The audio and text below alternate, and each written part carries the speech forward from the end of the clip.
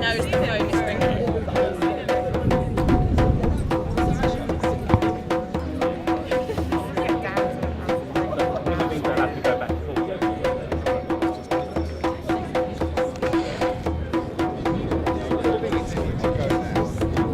Yes, sir. This is my man. He come out in the green, you know, because right now it's all about the green.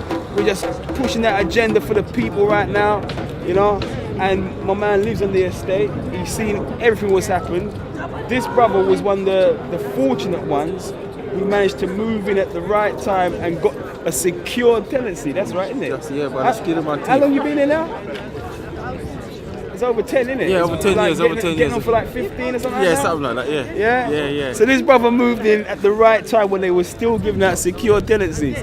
The people that are demonstrating moved in a few weeks or a few months after him, and they got the short-term tenancies.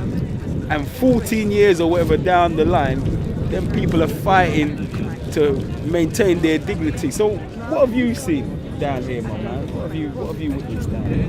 What I witnessed straight away is that there's a bit of inequality here, and the worst thing what I've seen is these new developments here going up, and then people being told that they got to leave when they've been there as long as me, and I don't think that's right, and I'm not prepared to sort of, you know, go on camera and say that, you know, this is a call now that some serious injustice is going on in the community. So, you know, something's got to be done for the people that been living there, and their children had children there, they work around there, and they want to be displaced by this so-called charity.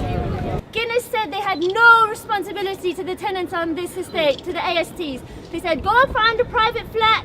We have no obligation to you. Your tenancy doesn't entitle you to be rehoused by Guinness. A few weeks ago, again, because of this protest, because of the determination of the tenants, Guinness said, oh, all right, we'll let you have a Guinness tenancy, but only if you go outside London. That's the social cleansing of Brixton. That's saying if you're poor and you want an affordable rent, get out of London. And we said, no way, that's not what we're in this campaign for. Yesterday, they told Betty here, oh, okay, maybe you could apply for a tenancy inside London. This is a major step forward. The AST, everyone on the AST are entitled to apply for a Guinness tenancy, an affordable rent, an affordable property in London, in Lambeth, in this estate. So we're going to be, following that through. Oh, I'm feeling really exhausted, but thank you so much, everybody who supported this campaign. She's my biggest supporter. But there's a lot of people involved. There's Hustle, Lambeth housing activists, huge amount of tenants and friends who have supported this. But the battle's not over, because we need whatever they said in a statement, we need it in writing, and we need to make sure they do that before the end of April, because the threat is still there for all of us to leave this state and not know where to go. We've all got children, so the battle is not over, and the pressure has to continue until they agree to something completely solid, where we know where we're going after April. I want to tell the Guinness Trust, why can't they continue to renew our tenancy by giving us part of this new building? Most of us have lived here for 10 years, more than 8 years. And it was part of our tenancy they used to build new buildings. Absolutely. Why can't we benefit from them? We've been suffering in this estate. This estate is there's a lot of dampness in the house.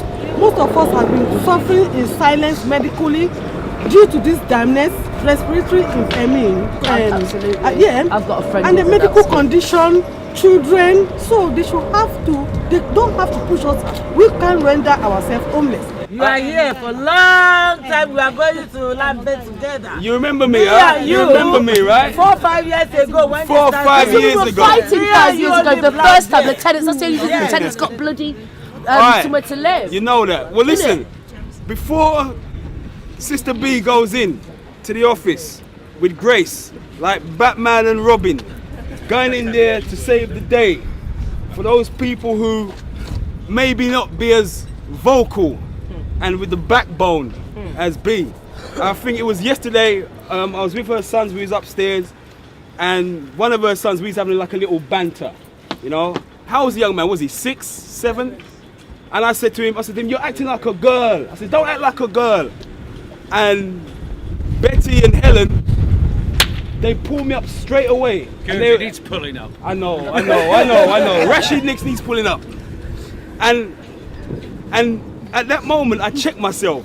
Because coming from my old school background, if you was acting like a girl, acting like a woman, it was like you was weak. And what we've seen here is that the sisters, the women of Guinness, have just stood like soldiers. And Thank you.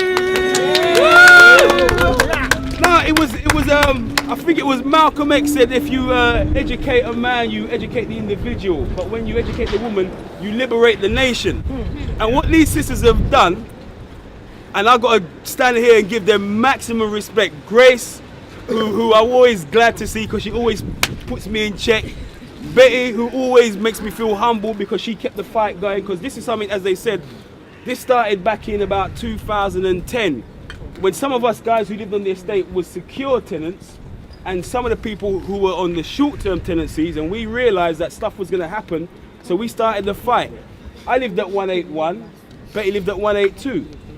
So I saw Betty most days, and it's my neighbour. So we start this thing, and these sisters picked up the baton and they carried on moving.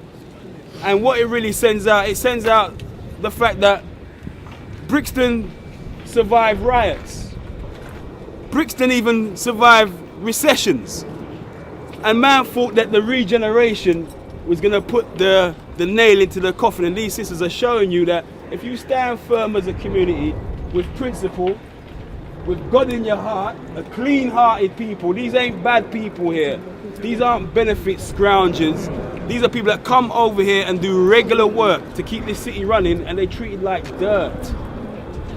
So what this sends out, it sends out a message that if you stand together, you can achieve stuff. You can get a success, regardless. We've got black people, we've got white people, we've got male, we've got female, and everyone came out, and I got to give my respect to all the sisters. Betty, Helen, the sister here, like she said, from years ago we was fighting this corner, and the sisters took it up and they fought. And I just say we should just give them a super round of applause.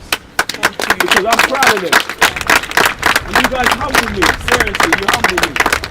You humble me. Brother, the benefit scroungers are running this country. They're the benefit scroungers. Well, I tell you what, come May the 7th, vote them out. Vote Rashid Nix. Green Party, I'm telling you, we're running this thing. Yeah, no. On the real. You've had a Labour administration from Lambeth have overseen what's going on here. Imagine this, and let the people left them, just cut them loose. Labour, not the Conservatives, Labour. And the only guys who stood out here with the people on the line, the man from the Greens. There's a moral to the story. I understand. That's my electioneering done. Back to the sisters. Get some chanting going. Get some chanting going, absolutely. Absolutely. Guinness, here I stay! ASTs are here to stay!